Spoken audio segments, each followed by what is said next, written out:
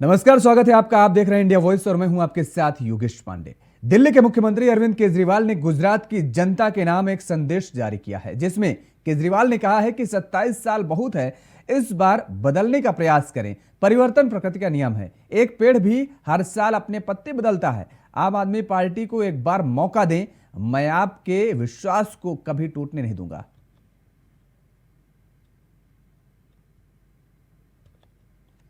27 વર્ષ ખૂબ કહેવાય નહીં. આ વખતે બદલીને જુઓ. પરિવર્તન જીવનનો નિયમ છે. વૃક્ષ પણ પોતાના પાંદડા દર વર્ષે બદલી નાખે છે. એકવાર આમ આદમી પાર્ટીને એક મોકો આપો.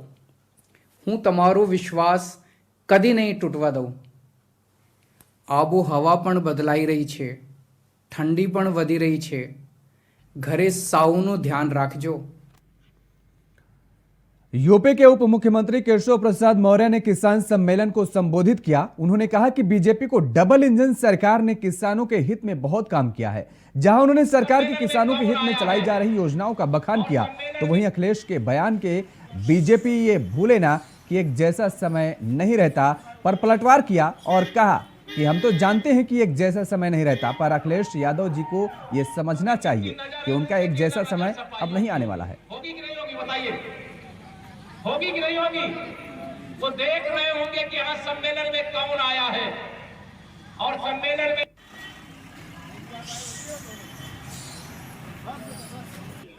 किसान सम्मेलन में किसानों के लिए भारतीय जनता पार्टी की डबल इंजन सरकार ने सबसे अधिक काम किया है। पहले कार्यकाल में हम लोगों ने उत्तर प्रदेश के किसानों का कर्ज माफ करने का काम किया।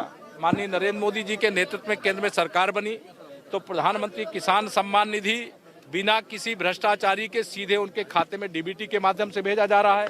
लगातार जो उत्पादन है उसका समर्थन मूल्य बढ़ाया जा रहा है। जो मैनपुरी के अंदर किसानों के साथ गुंडागर्दी होती थी, मेहनत करके परिश्रम करके, मैं किसान का बेटा हूं इसलिए उस दर्द को जानता हूं। किसान सम्मेलन में किसानों के लिए भारतीय जनता पार्टी। मैनपुरी उपचुनाव में वोटिंग से पहले समाजवादी पार्टी चुनाव आयोग पहुंच गई है। समाजवादी पार्टी ने चुनाव आयोग से पुलिस और जिला प्रशासन के खिलाफ शिकायत की है। पार्टी का आरोप है कि दोनों अनियमितता बरत रहे हैं। पार्टी महासचिव रामगोपाल यादव का आरोप है कि मैनपुरी के सीडीओ ने प्रधान और कोटेदार को कहा है कि अगर बीजेपी उनके पोलिंग स्टेशन में नहीं जीतती है तो वे अपने पद पर नहीं रह पाएंगे। बता दें कि ऐसे आरोप सपा प्रत्याशी डिंपल यादव भी लगा चुकी हैं।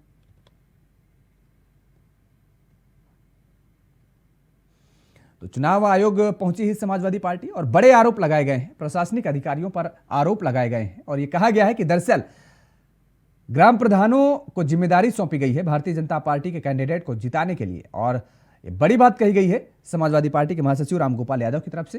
हालांकि ऐसे आरोप समाजवादी पार्टी के प्रत्याशी डिंपल यादव भी लगा चुकी हैं।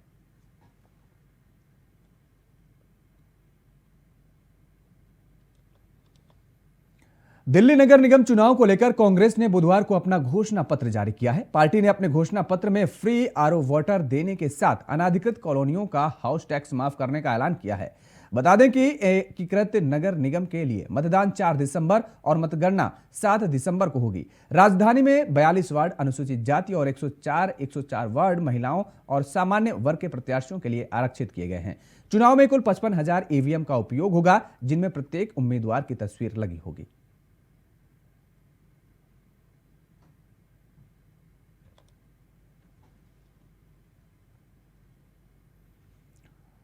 उधर यूपी के सिद्धार्थनगर में विधायक की पत्नी ने प्रशासन पर गंभीर आरोप लगाते हुए एक वीडियो सोशल मीडिया पर वायरल किया है। वायरल वीडियो में बबीता वर्मा नामक महिला खुद को बता रही, साथ ही शोहरतगढ़ में अपना दल के विधायक विनय वर्मा की पत्नी वोटर लिस्ट में नाम काटने को लेकर सिद्धार्थनगर प्रशासन के जिम्मेदारों पर सवाल खड़े किए हैं। वही प्रशासन की कार्यप्रणाली को उजागर करता वायरल वीडियो खुद अपने आप में सवाल खड़े कर रहा है कि आखिर जब जनप्रतिनिधियों की बात प्रशासन में जिम्मेदारों द्वारा नहीं सुनी जा रही है तो ऐसे में आम जनता का भगवान ही मालिक है क्या?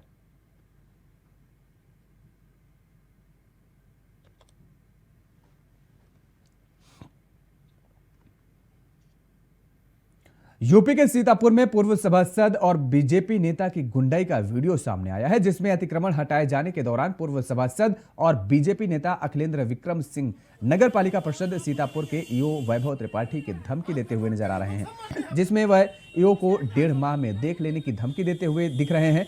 तो ये अब कहा जा रहा है कि वो क्या है, यह भी बताएगा। बीजेपी नेता अतिक्रमण हटाए जाने से इस कदर नाराज दिख रहे थे कि उन्होंने ईओ को सीएम तक जाने की चेतावनी तक दे डाली।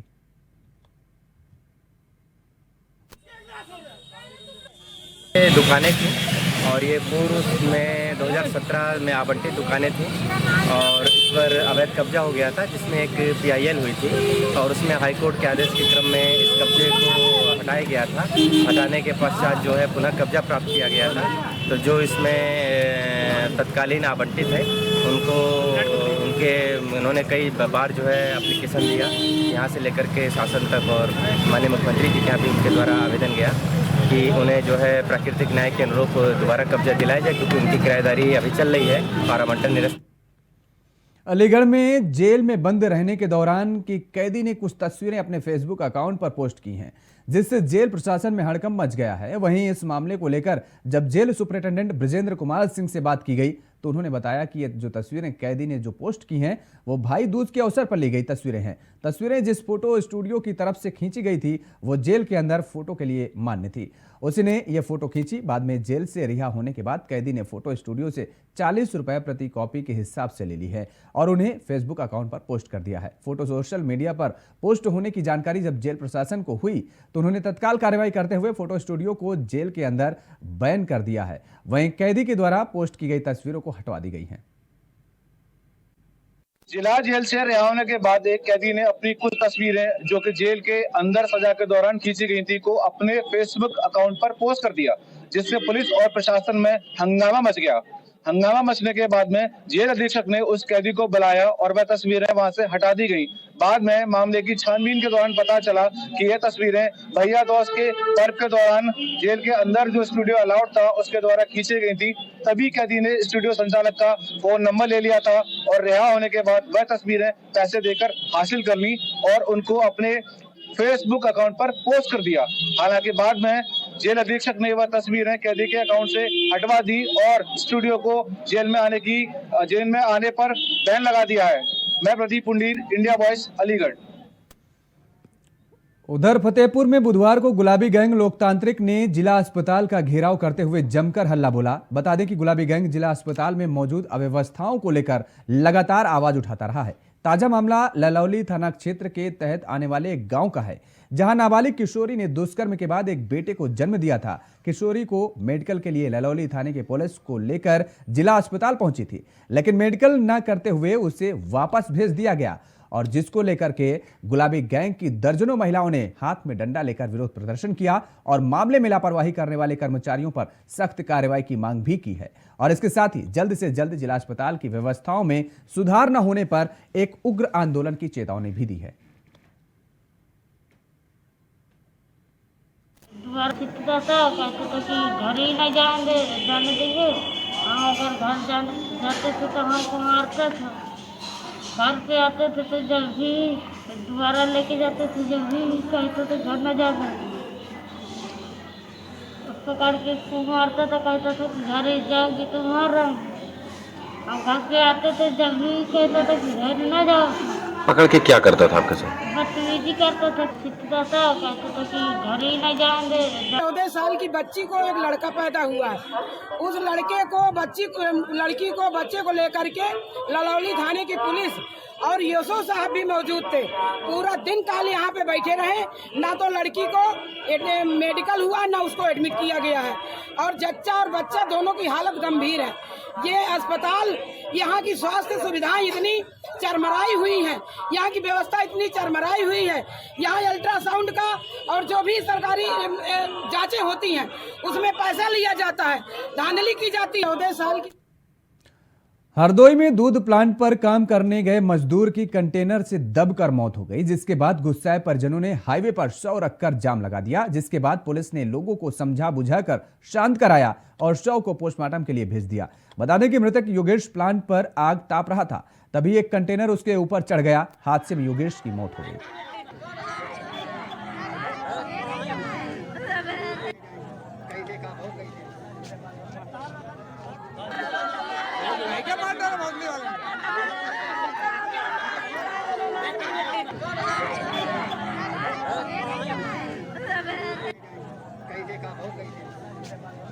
लोनार थाने में जो कोई सुनवाई नहीं कर रहा पुलिस वाला, सब लीपापोती में लगे हुए हैं और कोई सुनवाई नहीं हो रही। सभी लोगों से कह रहे हैं कोई सुनवाई नहीं कर रहा है, कोई सुनवाई नहीं हो रही हमारी। उधर हरदोई में एक अधेड़ पर राह चलती महिला के साथ अश्लीलता करने का मामला सामने आया है। जानकारी के मुताबिक महिला के साथ कोतवाली शहर इलाके में एक अधेड़ युवक ने अश्लीलता करने के जिस पर महिला के साथ मौजूद एक युवक ने उसकी बीच सड़क पर जमकर पिटाई कर दी, जिसके बाद मौके पर भारी संख्या में लोग इकट्ठा हो गए। वहीं मनचले की माफी मांगने के बाद लोगों ने उसे माफ करके छोड़ दिया।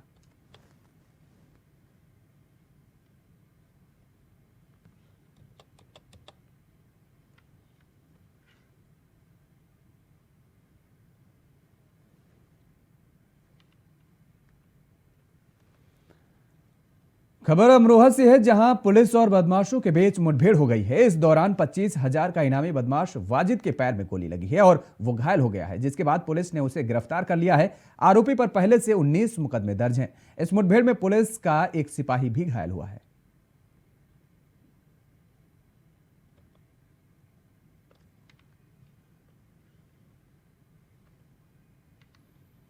तो ये पुलिस को बड़ी सफलता हाथ लगी है। आपको बता दें कि आरोपी गिरफ्तार किया गया है। मुठभेड़ में आरोपी घायल हुआ है और इस दौरान एक पुलिसकर्मी भी घायल हो गया है। आपको बता दें कि आरोपी 25,000 रुपए का इनामी घोषित था, जिसे आज पुलिस ने गिरफ्तार किया है और मुठभेड़ के दौरान ये गिरफ्तारी हुई है। आपको बता दें कि पुलिस की ये बड़ी सफलता मानी जा रही है।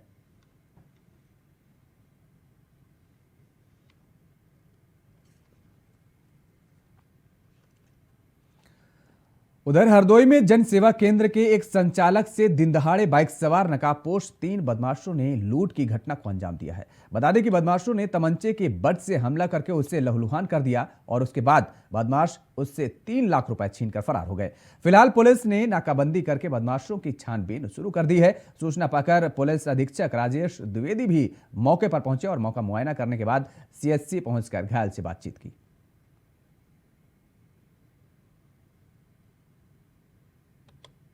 रास्ते में कटमा के आगे 3 बाइक सवार हमारे पीछे से आए। उन्होंने हमारे चेहरे पे रॉड मार दिया और 3 फायर किए और हमसे बैग छीन लिया, जो कि उसमें 3,10,000 रुपये था और लैपटॉप था, फिंगरप्रिंट डिवाइस थी और बैंक के कागजात थे और चीज़ें थी। बाइक मोटरसाइकिल की चाबी थी, वो भी हमसे ले ली और 2-3 जगह रॉडें मारी और लेके आंजी स्टेशन तरफ भाग गए। रास्ते में कटमा के आगे थाना शाहबाद के हाथीपुर के रहने वाले हैं। जनसेवा केंद्र चलाते हैं और उसमें बैंकिंग का भी काम करते हैं। इनके द्वारा कल शाम को बैंक ऑफ बड़ौदा से पैसे निकाले गए थे। आज एक बैग में पैसे रख करके वो जा रहे थे अपने केंद्र की ओर। इनका कहना है कि पीछे से 3 लोग बाइक सवार आए और इनके सर पर कुछ डंडे जैसा मारा है, इनके सर में चोट आई और बैग इनका छीन करके भाग गए आंजी स्टेशन की ओर। अभी इनके हालत ठीक है और हम लोग बाकी पड़ताल कर रहे हैं। शीघ्र इसका अनावरण किया जाएगा। सब कितने रायबरेली के शहर कोतवाली क्षेत्र में शादी का झांसा देकर रेप करने का मामला सामने आया है। पीड़िता का आरोप है कि जिला पंचायत में क्लर्क के पद पर कार्यरत अनिल श्रीवास्तव पिछले 8 साल से उसे शादी का झांसा देकर उसका रेप कर रहा था। पीड़िता की माने तो उसकी शिकायत भी दर्ज करी गई है, लेकिन कोई कार्रवाई अभी तक नहीं हुई है और जिसके बाद मामले में न्याय की उम्मीद लेकर पीड़िता एसपी ऑफिस पहुंची और न्याय की गुहार लगाते हुए धमकी दी है कि अगर उसे न्याय नहीं मिला तो वो आत्मदाह कर लेगी।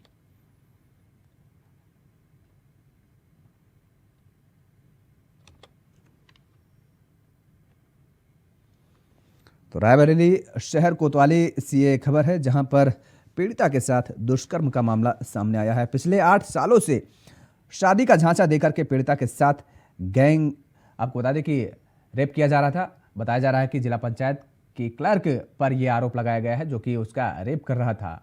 न्याय न मिलने पर आत्मदाह की धमकी दी है पीड़िता ने। शादी का झांसा देकर लड़की का शोषण किया जा रहा था। अनिल कुमार श्रीवास्तव जी यहाँ लेके आए रायबरेली में, हमको शादी का झांसा देके 7-8 सालों से हमारे साथ रह रहे हैं। गलत संबंध बनाए हमारे साथ, शारीरिक शोषण किया और हनुमंतपुरम में लेके रह रहे थे। और वो अनिल कुमार श्रीवास्तव जी यहीं जिला पंचायत में क्लर्क के पद पे स्थित हैं। फिर क्या हुआ? यही दे रहे थे कि तुम्हारे साथ शादी कर लेंगे और तुम्हें नौकरी दिला देंगे, तुम अपना पढ़ाई लिखाई कर लो, तुमको नौकरी दिला देंगे, तुम्हारे साथ शादी कर लेंगे, और इसी झांसा देते रहें। अनिल कुमार श्रीवास्तव जी यहाँ लेके आए रायबरेली में, हमको शादी। जालौन में बाज नहीं आ रहे खनन माफिया। सुप्रीम कोर्ट और एनजीटी के नियमों को ताक पर रखकर अवैध खनन को अंजाम दे रहे हैं। इस खबर की पड़ताल की है हमारे सहयोगी विष्णु पांडे ने। जालौन में इस समय खनन माफिया अपनी मनमानी पे तुले हुए हैं। जहां खनन माफिया लगातार सरकार और एनजीटी के नियमों की धज्जियां उड़ाते हुए अवैध खनन कर रहे हैं, वहीं ताज़ा मामला जालौन के कदौरा थाना क्षेत्र के पथरेटा का है, जहां पथरेटा खंड संख्या 3 में अवैध माफिया अपनी मनमर्जी से नदी की जलधारा को रोक के अवैध खनन करते हुए नजर आ रहे हैं। वहीं लगातार जहां जिला प्रशासन के द्वारा कार्रवाई की जा रही है, लेकिन उसके बावजूद भी खनन माफियाओं के हौसले बुलंद हैं। जहां पर पथरेटा खदान के खंड संख्या 3 में गाटा संख्या 747 पर कुछ खनन माफिया अपनी मनमर्जी से खनन कर रहे हैं। वहीं जालौन से अपने सहयोगी साथी के साथ विष्णु पांडे, इंडिया वॉइस, जालौन। कौशाम्बी में यातायात पुलिस ने यातायात माह नवंबर में महीने भर के अंदर अभियान चलाकर कितनी सफलता हासिल की है, बता रहे हमारे सहयोगी इंतजार लीजिए। यूपी के कौशाम्बी में यातायात पुलिस ने यातायात माह नवंबर में महीने भर के अंदर अभियान चलाकर 1,36,00,000 रुपया जुर्माना एवं समन शुल्क वसूला है। पुलिस ने इस दौरान लगभग 14,000 वाहनों का ई चालान भी किया है। वहीं जन जागरूकता अभियान के चलते जिले में 71% सड़क हादसों में कमी आई है। मंझनपुर मुख्यालय चौराहे में यातायात माह नवंबर समापन समारोह के दौरान पुलिस अधीक्षक ब्रजेश कुमार श्रीवास्तव ने बताया कि दुर्घटनाओं में कमी तभी आएगी जब हम सभी लोग जागरूक होंगे। जन जागरूकता अभियान में तेजी लाने की अपील की, जिससे दुर्घटनाओं में कमी तो आए। इसके अलावा उत्कृष्ट कार्य करने वाले पुलिसकर्मियों को डीएम व एसपी ने सम्मानित किया। इंतजार रिजवी, इंडिया वॉइस, कौशाम्बी। फिरोजाबाद मकान में भीषण आग लगी है। 6 लोगों की दर्दनाक मौत हो गई है इस हादसे में, जबकि 3 गंभीर रूप से झुलस गए हैं। और इस खबर की पड़ताल की है हमारे सहयोगी अतुल कुमार ने। आग लगने से 6 लोग आग की चपेट में आने से जिंदा जले। आपको बता दें, फिरोजाबाद के थाना चसराना क्षेत्र के अंतर्गत गांव पाड़म की घटना है, जहां एक इलेक्ट्रॉनिक की दुकान में शॉर्ट सर्किट से आग लग गई। आग लगने के बाद आग इतनी भीषण थी कि पूरे मकान को अपनी चपेट में ले लिया। ऊपर मकान था, जिसकी वजह से लोग निकल नहीं पाए। आग लगने से 6 लोग मौके पर जल गए, वहीं 3 लोग गंभीर रूप से घायल हो गए। हालांकि बचाव कार्य में टीम लगी हुई है और घायलों को जिला अस्पताल भेज दिया है। मुख्यमंत्री ने भी पूरे मामले का संज्ञान लेते हुए 2-2 लाख रुपए की सहायता राशि देने के लिए कहा है। बचाव कार्य में टीम लगी हुई है और आग के कारणों का भी जानकारी की जा रही है। रोएवा से इंडिया वॉइस के लिए अतुल कुमार।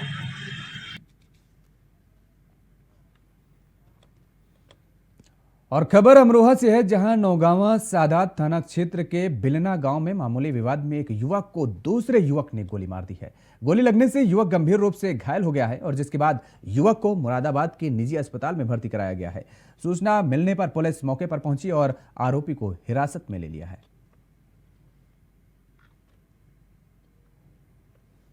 आपस में परिवार के बीच में रंजिश थी, उसके खातिर उसके वाइफ ने अपने घर से बुलाया। मोहल्ले में आके उन्होंने उसको मारा, लड़के को। ये जमाल भाई जो थे हमारे, वो बीच बिचाव में पड़ोस में आए थे, उनके पड़ोस में रहते हैं।